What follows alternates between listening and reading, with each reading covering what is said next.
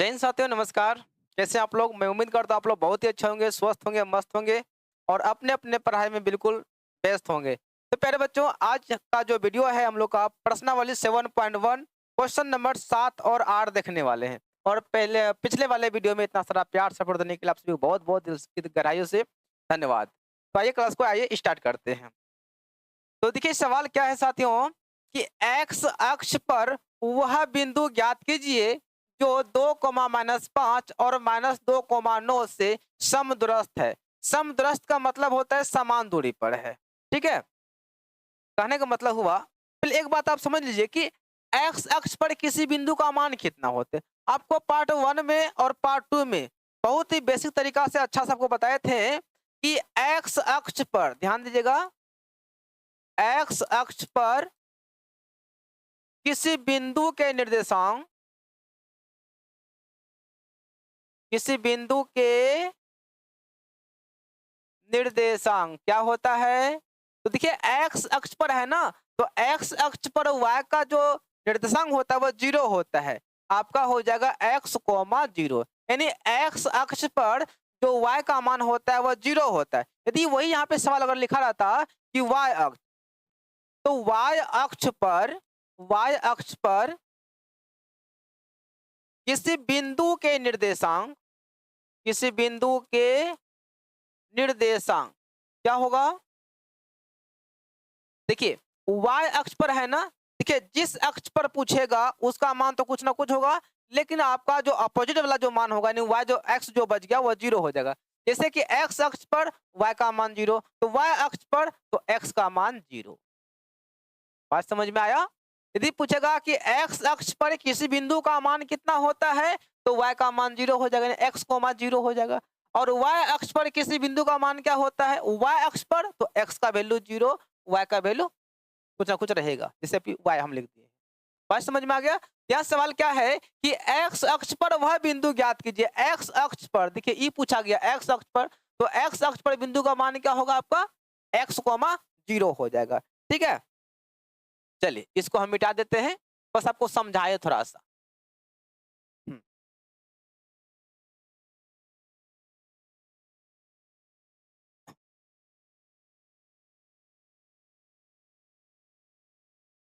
देखिए यानी कि आपका जो है, जैसे मान लिया जाए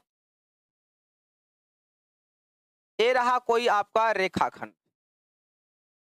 एक हो गया ए, एक हो गया आपका बी।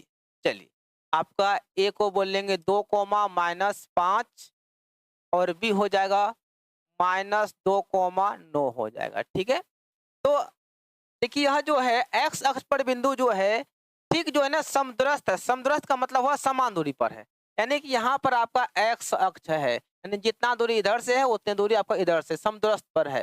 मान लिया बिंदु आपका पी है, एक्स अक्ष से पूछा गया है, तो एक्स का मान एक्स रहेगा, वाई का मान क्या हो जाएगा 0 हो जाएगा। अब देखिए आपका बिंदु पी जो है यह एक्स अक्ष पर है, जो कि आपका बिंदु ए और बिंदु बी से क्या है समान दूरी पर है। समान दूरी का मतलब हुआ कि समदूरस्थ, समदूरस्थ मतलब हुआ समान, यानी कि P से जितना दूरी आपका A होगा तो P से उतना ही दूरी आपका क्या होगा B होगा। ठीक है, तो यहाँ पे एक लाइन लिखना है, माना कि x अक्ष का निर्देशांक, x अक्ष का जो निर्देशांक है वह P x, 0 है। ठीक है, क्या कहें, माना कि x अक्ष का जो निर्देशांक है या P जो है आपका x अक्ष पर है, तो इसका निर्देशांक क्या हो जाएगा x, 0 हो जाएगा। अब जो है ना यह समान दूरी पर है, तो यहाँ लिखेंगे समदूरस्थ के शर्त से।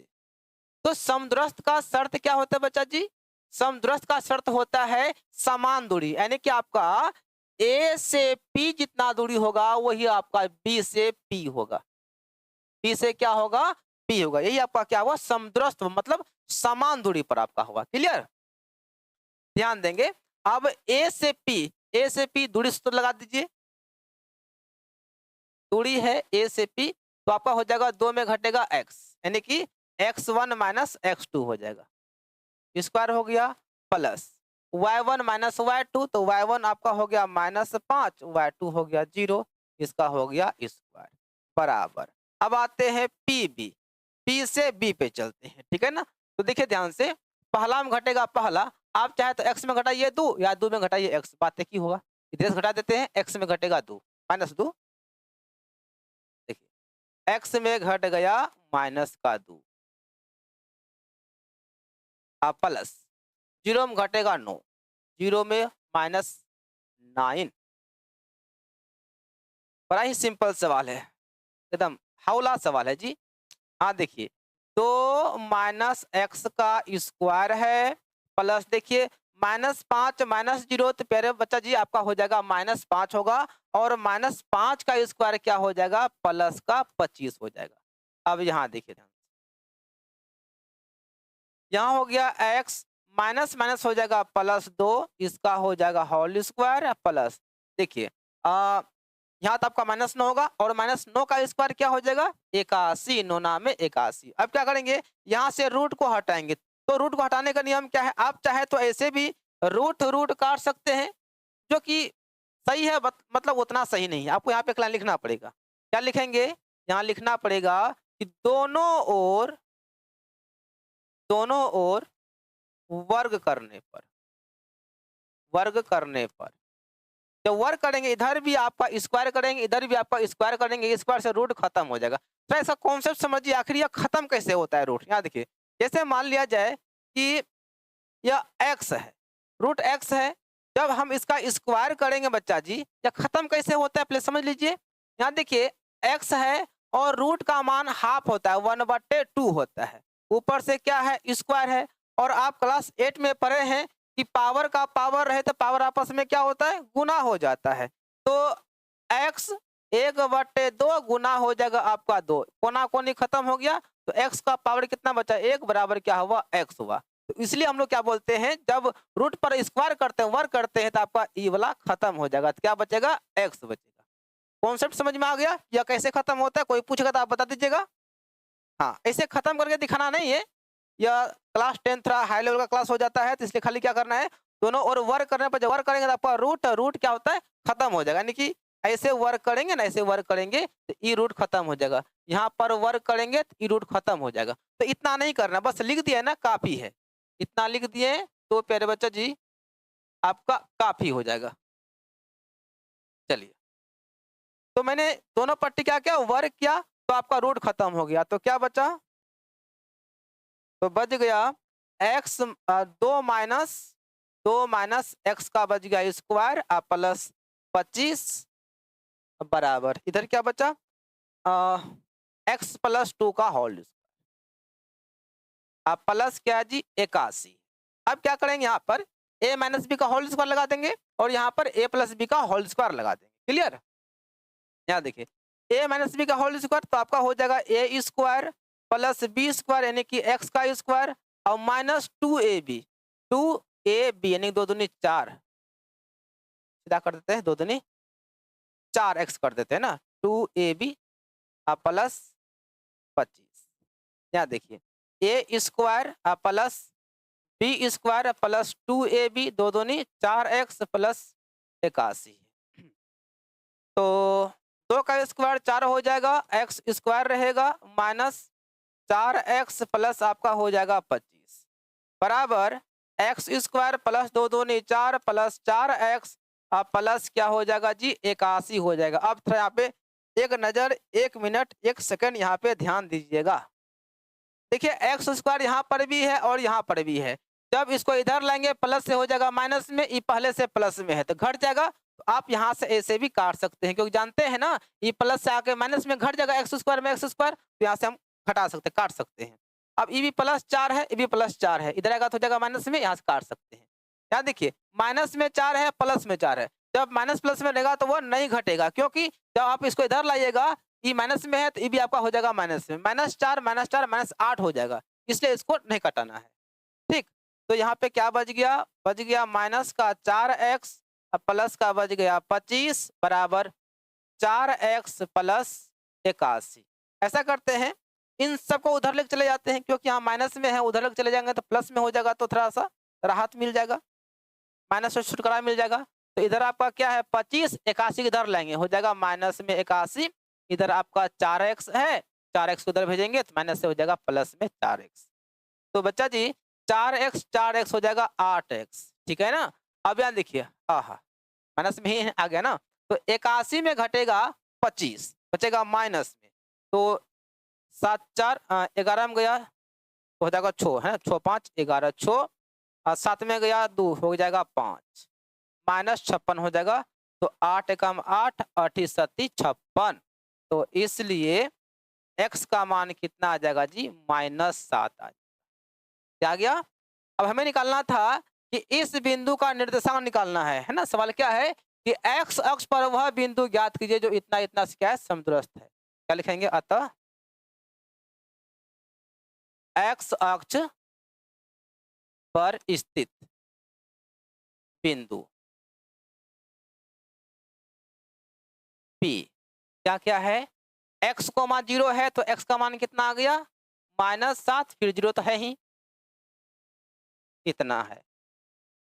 चलिए बात समझ में आया। लास्ट में क्या करेंगे, इतना आपको लिखना पड़ेगा। उम्मीद करते हैं कि आप सभी का कॉन्सेप्ट बिल्कुल क्लियर हो गया होगा। चलिए क्वेश्चन नंबर आगे चलते हैं। क्वेश्चन नंबर 8 है, ध्यान दीजिएगा। y का वह मान ज्ञात कीजिए जिसके लिए बिंदु P और Q के बीच की दूरी 10 मात्रक है। यानी कि कहने का मतलब हुआ, आपका यहां से देखिए 2 बिंदु है, एक आपका P है, एक क्या है Q है।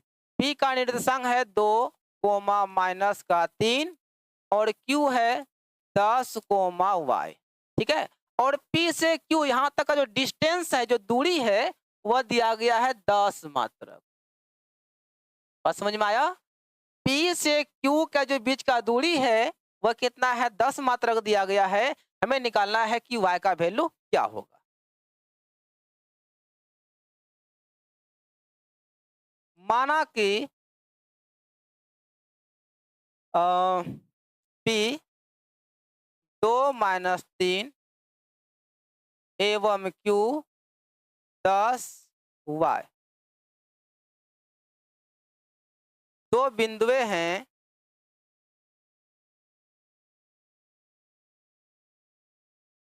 जिसके बीच की दूरी 10 मात्रक, यानी कि P से Q आपका 10 मात्रक दिया गया है। यहाँ पे लगाएंगे बच्चा जी दूरी सूत्र। दूरी सूत्र से तो पी क्यू का जो दूरी हो जाएगा x1 - x2 का whole square plus y1 - y2 का होल स्क्वायर। आप जानते हैं ये वाला जो है हमारा क्या होता है, x1 होता है और ये वाला y1 होता है। ये वाला x2 होता है, ये वाला y2 होता है। क्लियर। P से Q का दूरी कितना है जी, 10 मात्रक। x1 2 माइनस x2 आपका 10,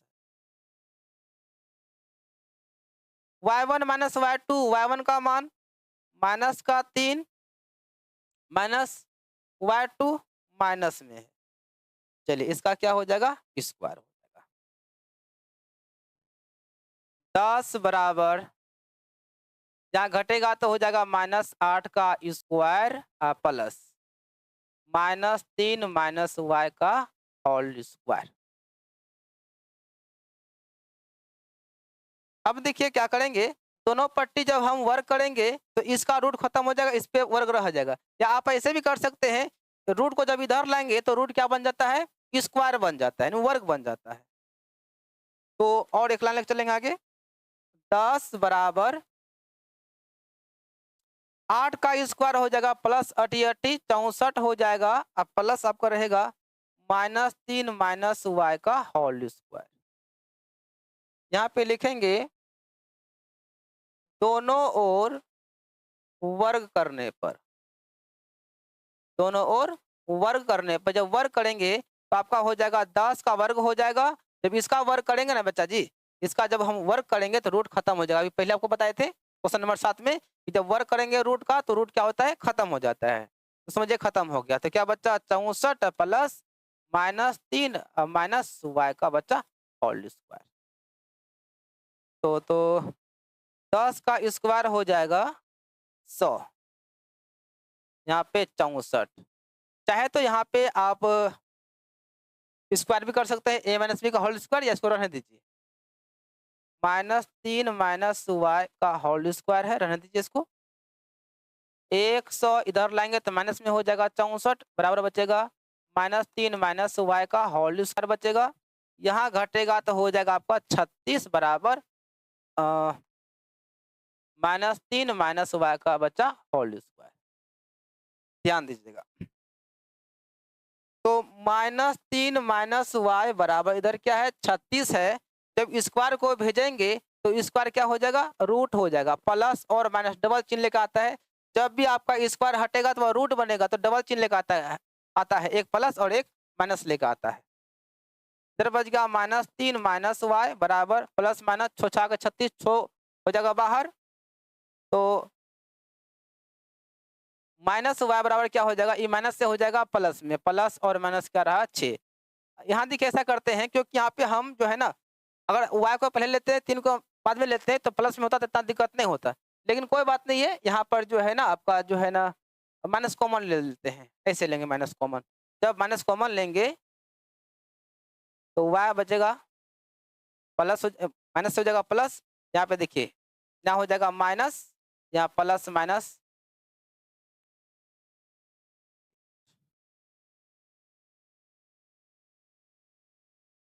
तो सीधा इसको ना अलग अलग कर दीजिए।